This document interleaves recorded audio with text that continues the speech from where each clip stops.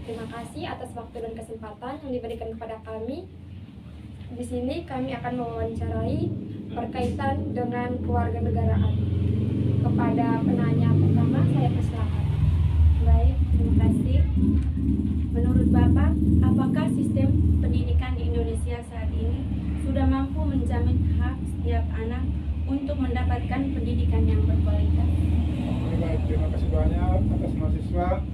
Saya senang sekali pertama kali sudah datang mewawancari saya. Dalam sistem pendidikan di Indonesia ini sudah ada jaminan yang tercantum di dalam Undang-Undang 1945 itu wajib belajar 12 tahun ya. Namun dalam pelaksanaannya itu belum sepenuhnya merata karena kenapa ya? Masih ada kesenjangan tenaga pengajar, kualitas pendidikan dan kota di mana lebih lengkapnya dibandingkan daerah terpencil. Ya, jadi rata-rata sistem pendidikan yang bagus itu lebih banyak di daerah perkotaan ya ketimbang di daerah terpencil. Makanya jaminan wajib belajar 12 tahun itu dalam pelaksanaannya belum sepenuhnya merata ya. Jadi pada kesimpulannya itu banyak daerah-daerah terpencil yang belum ada jaminan gitu. Baik, terima kasih atas jawabannya. Apakah teman-teman ada sanggahan? Pas. Baik, pertanyaan yang berikut. Jika masih banyak anak yang putus sekolah karena faktor ekonomi, apakah negara telah memenuhi kewajiban dalam menjamin hak pendidikan bagi seluruh warga negara? Ya, penyebab utama itu masalah biaya hidup ya, biaya hidup sekolah, perlengkapan kebutuhan sehari-hari masih memberatkan keluarga yang kurang mampu. Jadi rata-rata kita nih anak yang putus sekolah itu rata-rata faktor ekonomi juga sangat mempengaruhi ya. Kebanyakan di Indonesia ini rata-rata sebagian besar 80% itu yang kita survei rata-rata anak-anak yang putus sekolah, anak jalanan itu faktor utamanya itu faktor ekonomi. Banyak yang orang tua yang tidak mampu yang membiayai anak sekolah. Itu aja. Baik, pertanyaan yang ketiga. Menurut Bapak, apakah hak memperoleh pendidikan yang sama sudah benar-benar dirasakan oleh seluruh anak di Indonesia, terutama di daerah terpencil? Sebenarnya belum sepenuhnya sama ya. Anak di daerah terpencil sering menghadapi persoalan yang yang keterbatasan ya, kira-kira seperti itu. Rata-rata anak yang tinggal di daerah terpencil itu mereka akses ya informasi yang juga terbatas, fasilitasnya juga terbatas, ruang belajar juga sangat terbatas ketimbang kalau di kota itu fasilitasnya sudah sangat memadai ya. Jadi jawaban yang simpel saja itu belum sepenuhnya sama ya. Kira-kira jawaban seperti itu. Baik, terima kasih. Apakah ada sanggahan dari teman-teman? Baik, pertanyaan berikut. Pertanyaan yang keempat, bagaimana seharusnya sekolah menyikapi siswa yang menuntut haknya tetapi kurang menjalankan kewajibannya sebagai pelajar? Rata-rata kita kalau saya sebagai pendidik saya lebih menekankan mendekati atau mengetahui karakter siswa tersebut, apakah dia itu maksudnya seperti lebih memahami karakter dia tersebut supaya lebih mengenal, supaya menginginkan dia tuh kewajibannya dia lebih terfokus kewajibannya dia daripada hak-haknya dia. Baik, terima kasih. Pertanyaan yang berikut. Di era digital saat ini, bagaimana cara menyeimbangkan hak siswa untuk mengakses informasi dengan kewajiban menggunakan teknologi secara bertanggung jawab.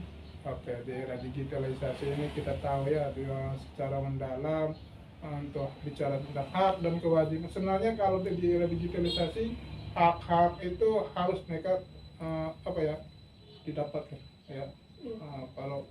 Kalau bicara pemerataan pendidikan digitalisasi itu sebenarnya kita semua wajib.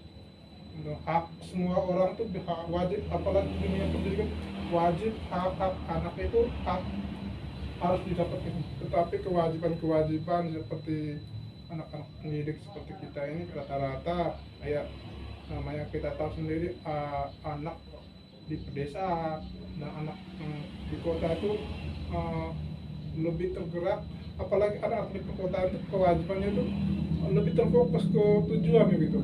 Tapi kalau anak-anak di pedesaan biasanya rata-rata kewajibannya ya udah yang penting kita belajar selesai dan pulang kerja dan tidak ada arah gitu. Dan seperti itu. Baik, terima kasih karena telah menjawab pertanyaan dari kami. Sekian dari wawancara kami. Terima kasih.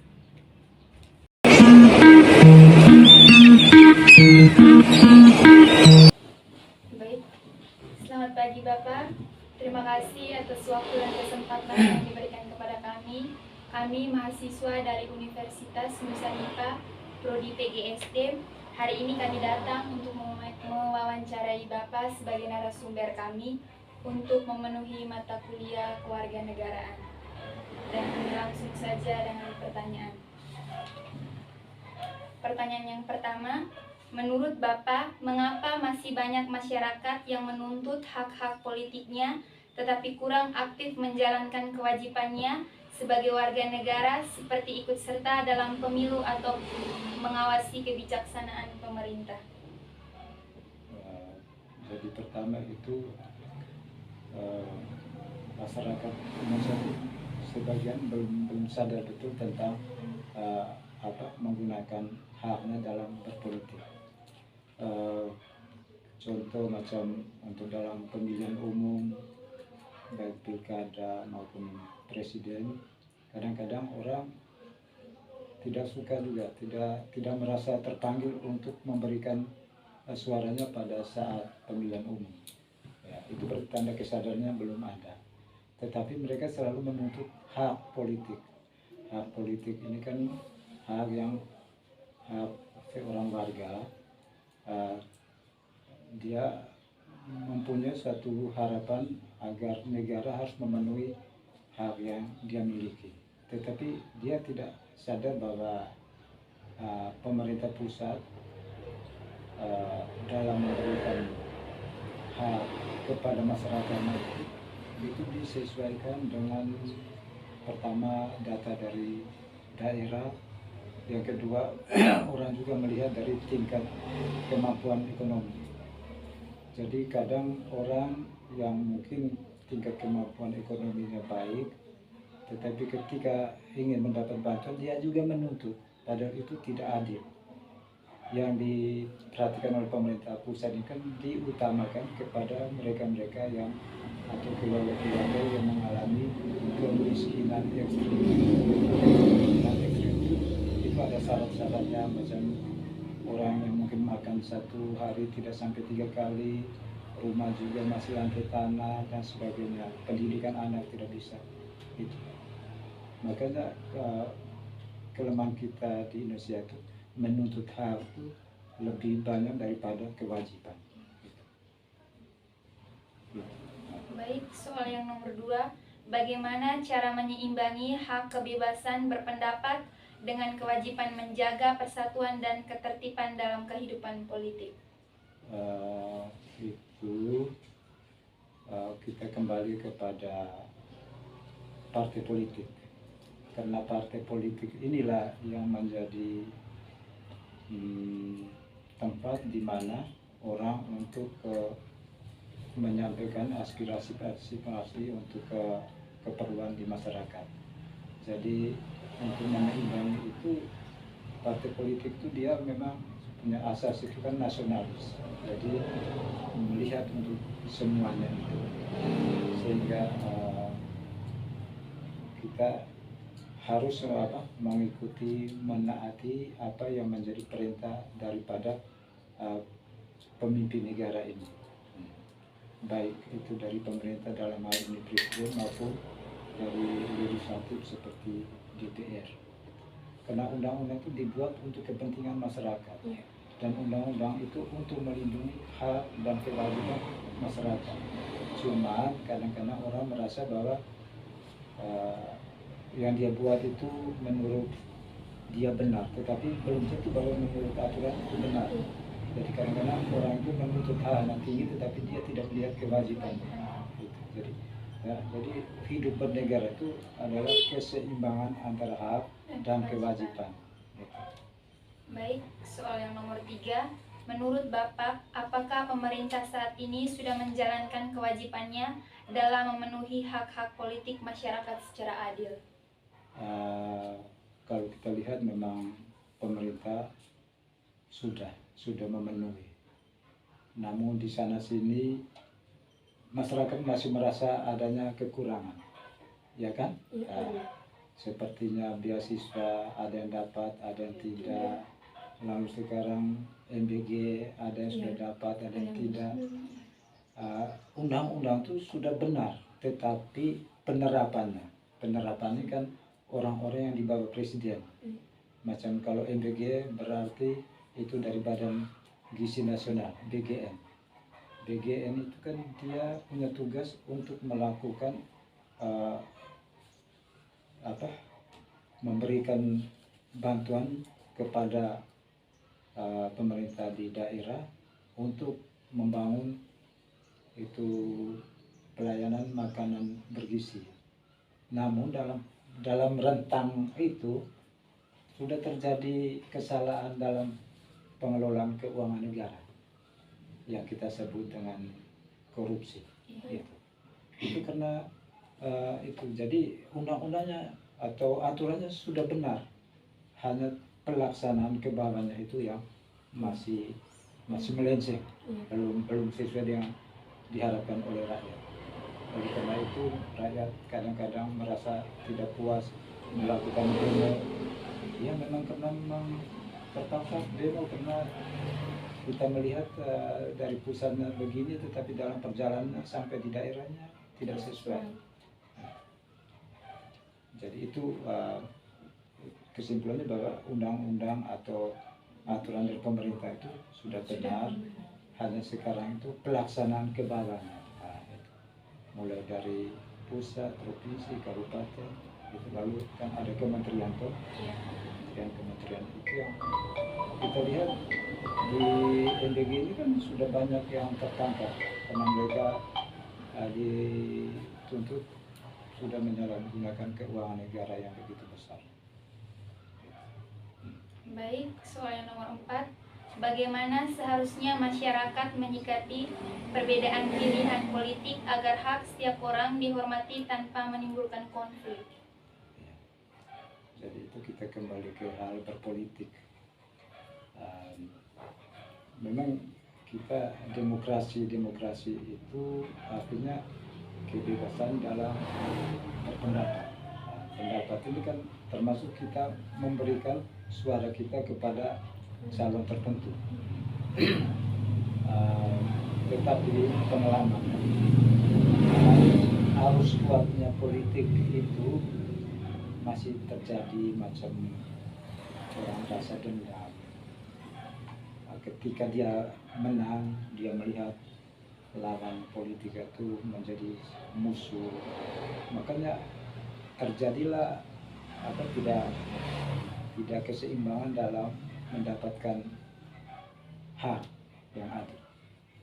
Jadi kebiasaannya itu dalam pemilih untuk menentukan pimpinan itu kan ada partai-partai yang mereka bergabung untuk membentuk koalisi. Koalisi itu artinya sekelompok partai dengan tujuan yang sama untuk menentukan siapa yang menjadi pemimpin. katakanlah satu contoh macam kita di Sika. Ya. Kita di Sika itu tahun 2025 kemarin itu kita ada 3 kelompok yang mendukung paket GP, ada yang mendukung paket Bapak Amadu.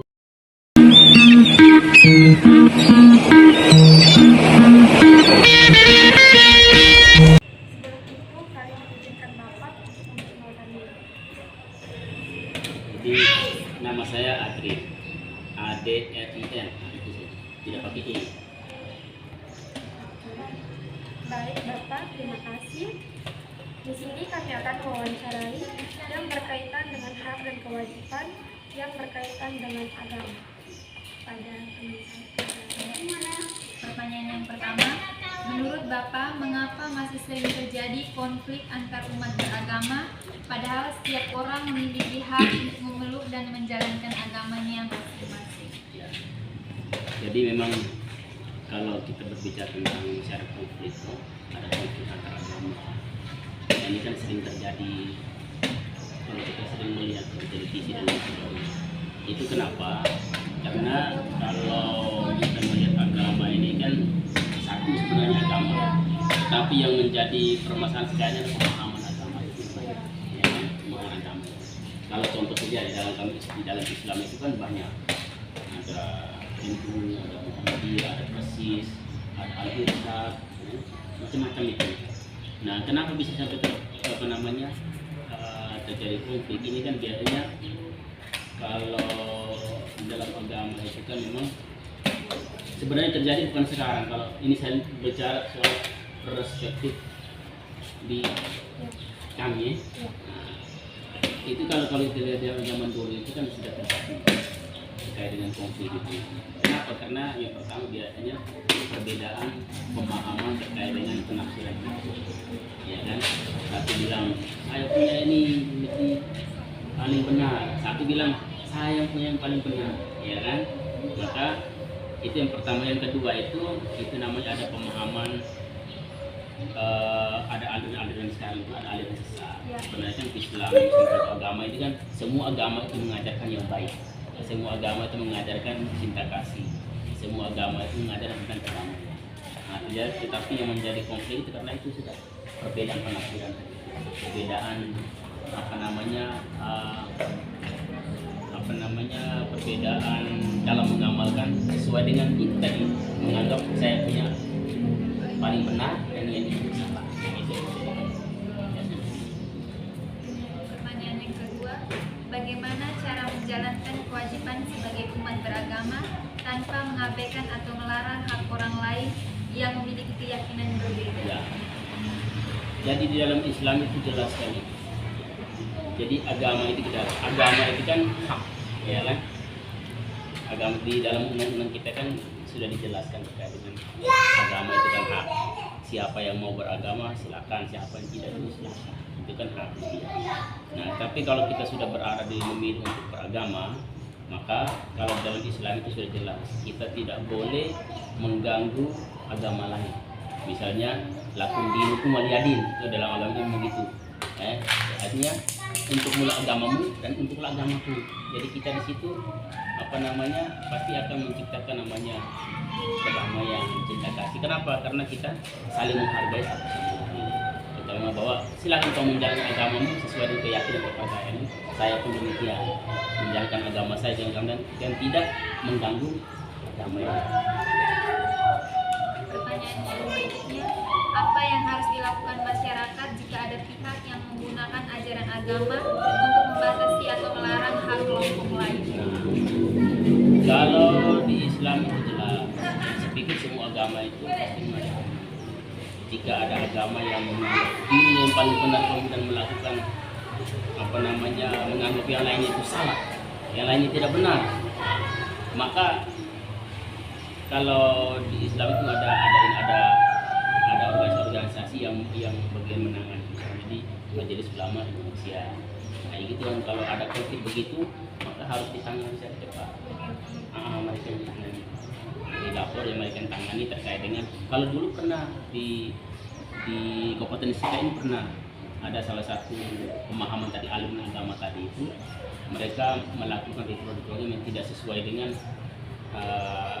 agama, tidak sesuai dengan agama Islam, tapi atas nama Islam, tapi tidak sesuai ajarannya itu, ya memang di luar daripada konteks itu. Maka itulah yang membuat berkacau. Nah, akhirnya apa? Diubah. Karena tidak sesuai dengan agama, tidak sesuai dengan aturan perundang-undangan kita, maka wajib diubah. Pertanyaan berikutnya, menurut Bapak bagaimana cara menjalankan kewajiban sebagai umat beragama tanpa mengganggu hak orang lain yang berbeda agama? Nah, itu tadi sebenarnya mirip-mirip, Bu. Iya. Ya kan? Pertanyaan sebenarnya mirip-mirip. Tadi sebenarnya sudah jelas tuh kalau di dalam konteks Islam itu sudah tadi saya bilang lakum dinukum waliyadin tadi itu untuk mulai agamamu, silakan kau menjalankan agamamu itu sesuai dengan ajaran dan keyakinan kamu, sesuai dengan yang diajarkan. Misalnya di Katolik hari Minggu kemana? Ke gereja. Islam hari Jumat atau 5 waktu itu ke masjid, dan tidak mengganggu agama yang lain dalam beribadah, tidak boleh mengganggu karena itu hak mereka untuk beribadah. Kemudian itu pun, maka di dalam agama itu harus saling disebut dengan toleransi. Toleransi dalam beragama.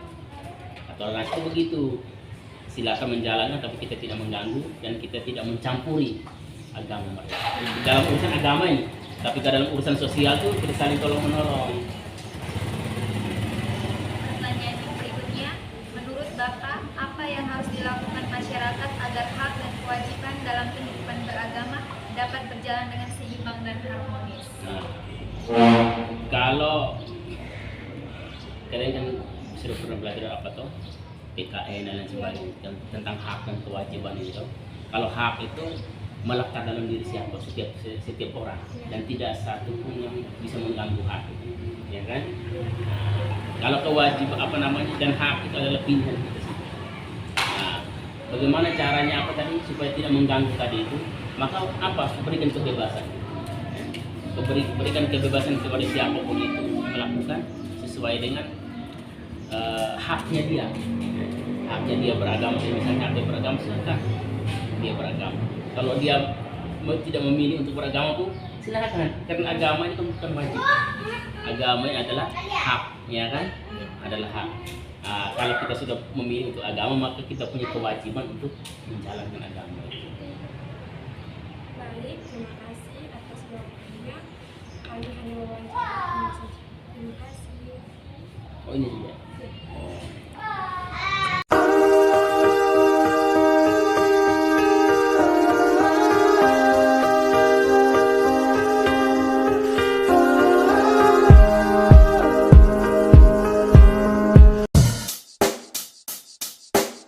Check the mic and make sure it sound right, boys.